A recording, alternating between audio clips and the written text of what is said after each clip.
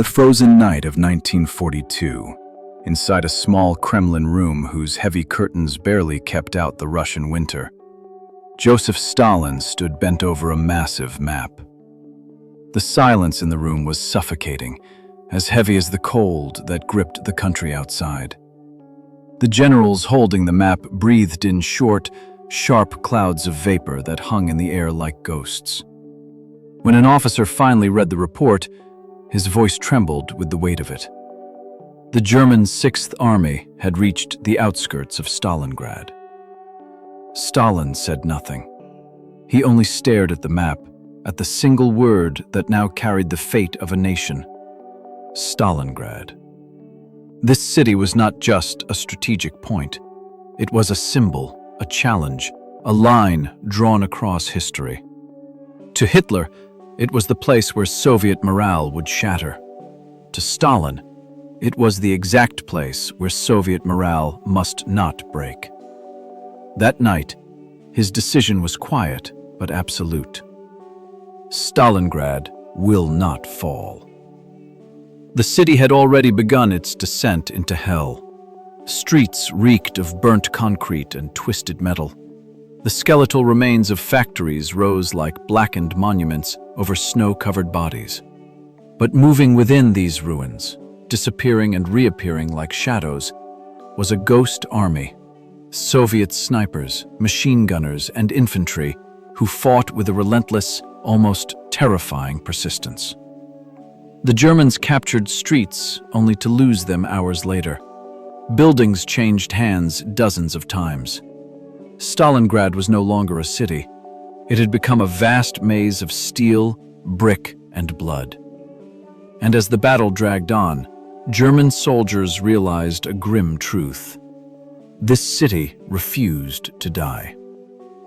On a fog-shrouded morning in November 1942, as the Volga River lay frozen under a thin sheet of ice, Soviet artillery suddenly erupted.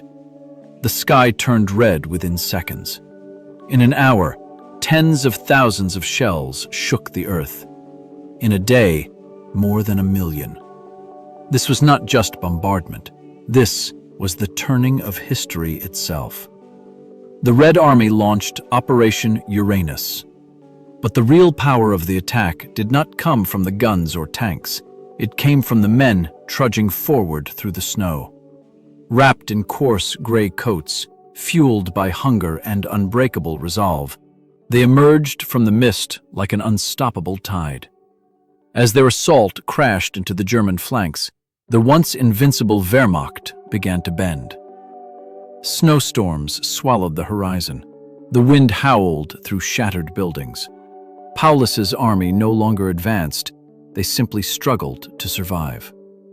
The proud 6th Army, which had marched across Europe like a steel blade, now found itself encircled, starving, freezing, and collapsing.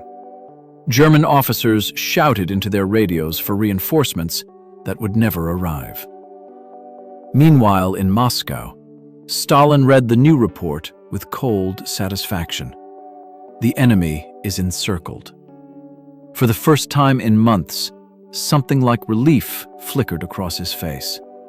The question was no longer whether Stalingrad would hold. Now the question was how completely the Soviets would crush their enemy. The fighting inside the city continued for weeks. Civilians huddled in bombed-out basements.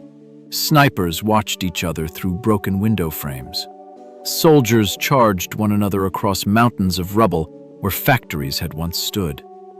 Each day claimed thousands of lives, yet the city still stood. And then came the moment that reshaped the war: the white flags. The German 6th Army surrendered. Paulus was captured. The machine Hitler had built to conquer the East had shattered. Stalingrad was not simply a military victory. It was the moment an empire began to die. When the battle finally ended, little remained of the city except ruins. But through those ruins marched Soviet soldiers who understood exactly what had happened. They had not just saved a city, they had resurrected a nation. The Soviet Union no longer fought to survive. Now it marched to win. Hitler's dream of conquering the East had frozen to death in the snow and ashes of Stalingrad, and the world would remember the truth carved into that winter.